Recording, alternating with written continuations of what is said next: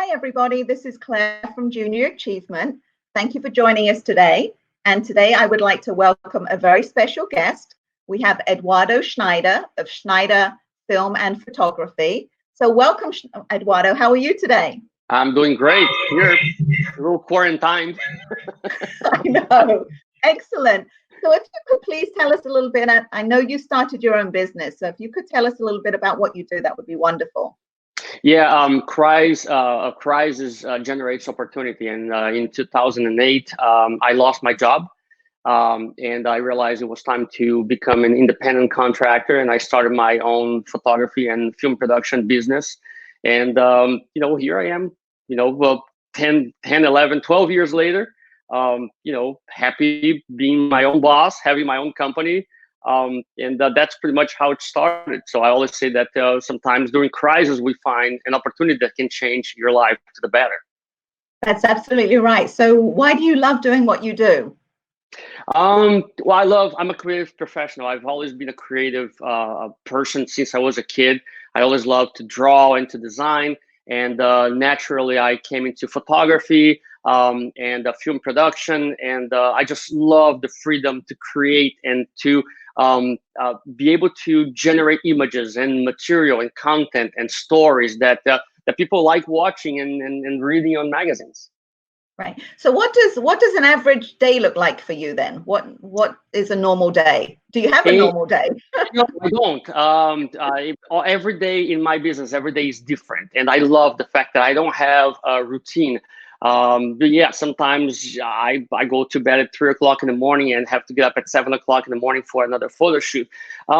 Normally, I have assignments from magazines that I work for, that I photograph, or my clients that we schedule video shoots or photo shoots. So I always have sort of a guideline that I have to follow. But there's no routine in the life of a photographer or a filmmaker. There's really no routine. You go by your assignments and you figure out what your day is going to be like. Right. So really, for you, it was the creativity and the freedom to do what you want to do, owning your own business. Yes, and the fact that when you become an independent creative professional, you get to tackle different challenges. Where sometimes when you're working for only one company as an employee, then your day can become a routine. And I wanted to tackle different challenges every day. So I have clients that I do graphic design for. I have clients that I do photography. I have clients that I do film production for. So every day is a new challenge. Every day, every client has a different problem that needs to be solved. And I'm very passionate about that. The different challenges I have to tackle every day. And we talk a lot about junior achievement in life itself, about having the right person with you at the right time who supports you. Do you have any mentors who have impacted your life, and how did they do that? Yes, I've had, and I'm very grateful the fact that I had two people besides my family that have always supported me in everything that I wanted to do with my life. But I've had two mentors. One was a former boss of mine. I was very young when I started working for him, and he helped me carve my own path and find my way in life. So he helped me not only become the professional that I am, but also the person that I am. And then a photo editor that I worked with later in life that changed my mind completely about how I saw the world from the photography standpoint, and that became the professional photographer that I am today. Wow, that's great. That's so important. And I know, not every business is successful, and we all have failures along the way. Have you ever had any failures, and how did you overcome them, and how did you get back on your feet again? Here's the interesting thing. I'm not a quitter, and I believe that if you don't quit, you can't fail. So there's some things that I did in my life that did not pan out to be exactly what I wanted, that did not bring the results that I expected or that I wanted, but I kept pushing through. I kept pushing forward. The only time that you can fail is if you don't try, if you quit.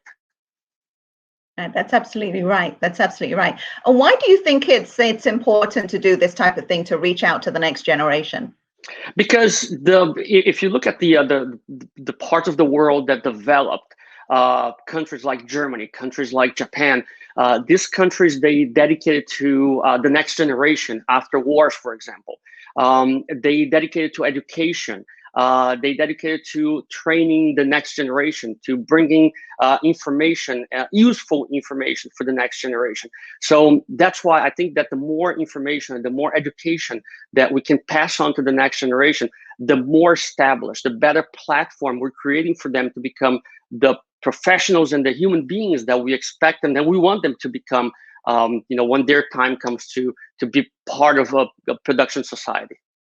That's absolutely right. And I know you're a fan of Junior Achievement anyway, because we've talked about our children and our students going through the program. So I just wanted to thank you for your time in your busy schedule to have time to teach you and engage with our students. So Eduardo, thank you so very much for doing this.